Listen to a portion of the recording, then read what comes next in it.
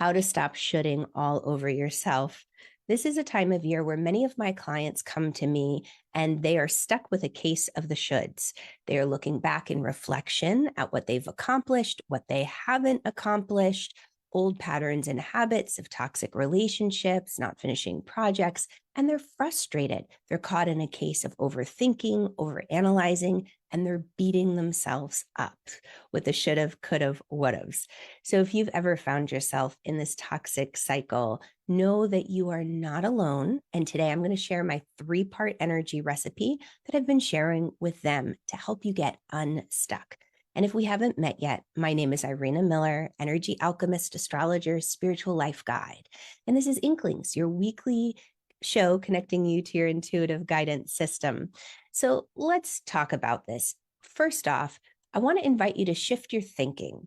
It's not so much about a circle, like here I am again. How did this happen? I should have known better. I've been here before. The healing process, the up-leveling, the process of transformation is more of a spiral. So even though it looks like you're back again in the same exact situation, if you really take a moment and look, you'll discover that you're different. You know, your thoughts, your awareness, your strengths, things have changed. So even though it's familiar, you are at an up level. You are getting ready to heal at a higher experience. So think of it more like an onion. It's not so much the circle, but this situation has many layers to it. And the energy recipe that I'm sharing with you today is going to help you get through those layers in a more efficient way so that hopefully you don't find yourself frustrated coming back again to similar situations. So when you find yourself caught in a downward spiral, as many empaths do, because they take on the joys and the pains of the world, I want to invite you to think of a little eject button in the center of your forehead. Maybe you even tap it and say, okay, I'm going to eject these thoughts and these patterns right now, and then go into the first step of the energy recipe, which is attention. And attention is all about offering yourself grace in the moment and taking a deep breath.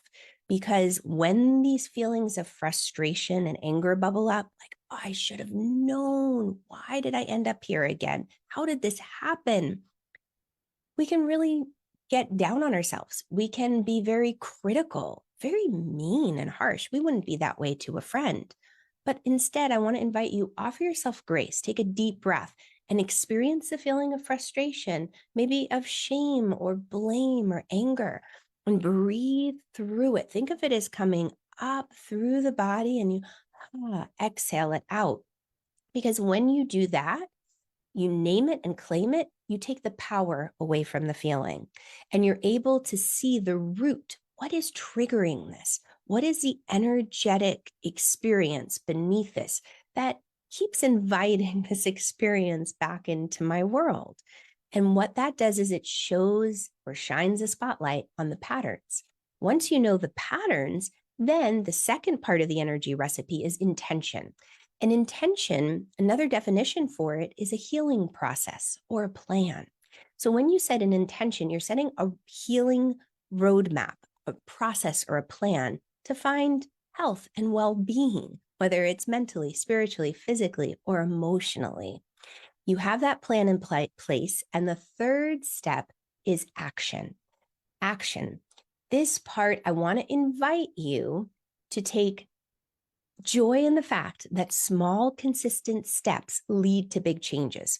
Where I've seen my clients get really frustrated is that they create these wonderful big plans and goals, and they try to do it all at once. And then they get upset. They kick themselves. It's like, oh, see, it didn't work. I'm right where I was before. I should have known. We're ambitious. We have big plans. It's a wonderful thing, but don't shoot yourself in the foot before you even begin the journey. Break up your plan into those small, consistent steps. So that intention, the healing roadmap you've created, know that it will compound over time just by showing up in simple ways. Maybe it begins with just noticing where the moon is. The moon affects our emotions on a daily basis. So it might just be that the moon has moved into a certain zodiac sign and it's triggered these emotions again. It's providing you with an deeper opportunity of healing and transformation. And any energy alchemist knows that alchemy, that alchemical process, it is created through friction. So there's some kind of moment of discomfort that has to happen in order to create this shift and this growth. And when I say discomfort, it's really just the heat building within us so that growth can happen. It doesn't mean that it has to be terrible or bad or hard. It just means that change is happening. And whenever there's change, there's a little bit of discomfort. We're not quite familiar with it. We're out of our comfort zone. So when you are taking action, the goal is, all right, maybe I notice where the moon is. Maybe I pull a card for the day just to say what's important that I know, or how can I engage with the energy of today to make the most of it? Maybe it's a meditative walk that you do, but simple roadmap plans, little actions are going to make the biggest changes over time. So to kind of bring it all full circle, how to stop shitting on yourself. Use the 3-step unique energy recipe from me, Irena, which is attention. Be aware of the patterns by breathing the feeling through, claiming it so that you take the power away from it. Intention, your healing roadmap. What plan will you create to move forward in your healing process of this? And then action. The actions you take are small, consistent steps helping you reach that bigger healing roadmap, that healing plan that you've created. All right. If this has helped you, please share it with a friend so they stop shitting all over themselves too. Because what happens is then we move into hope once again, the positivity and the optimism of, I can do this. I really can. I'm not trying to run a marathon by tomorrow, but I have my small, consistent plan to get me there day by day. And if this has sparked more curiosity for you, then click on the link around the video. I'd love to continue this conversation. All right, I'll catch you on the flip side. Bye, guys.